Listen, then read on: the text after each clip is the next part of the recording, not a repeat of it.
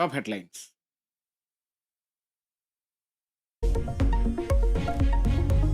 പഹൽഗാം ഭീകരാക്രമണത്തിൽ കൊല്ലപ്പെട്ട ഇടപ്പള്ളി സ്വദേശി രാമചന്ദ്രന് നാടിന്റെ അന്ത്യാഞ്ജലി. ഇടപ്പള്ളി ചങ്ങമ്പുഴ പാർക്കിൽ പൊതുദർശനം തുടരുന്നു. സംസ്കാരം ഉച്ചയ്ക്ക് 12 മണിക്ക് ഇടപ്പള്ളി ശ്മശാനത്തിൽ.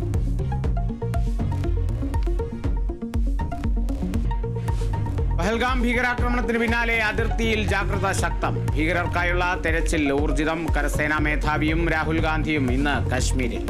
പാകിസ്ഥാൻ കസ്റ്റഡിയിലെടുത്ത BSF ജവാനെ മോചിപ്പിക്കാൻ ശ്രമം തുടരുന്നു.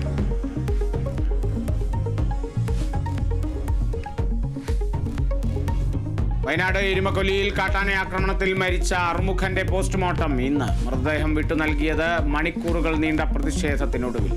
ആനയെ മയക്കുവെടിവെച്ച് പിടികൂടണമെന്നാവശ്യം. അറുമുഖൻ കാട്ടാന ആക്രമണത്തിൽ കൊല്ലപ്പെട്ടത് ഇന്നലെ രാത്രി.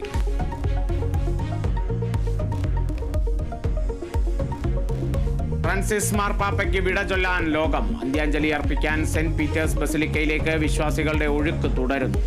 സംസ്കാരം നാളെ ഇന്ത്യൻ സമയം ഉച്ചയ്ക്ക് 1:30. രാഷ്ട്രപതി ദ്രൗപദി മുർമു പങ്കെടുക്കും.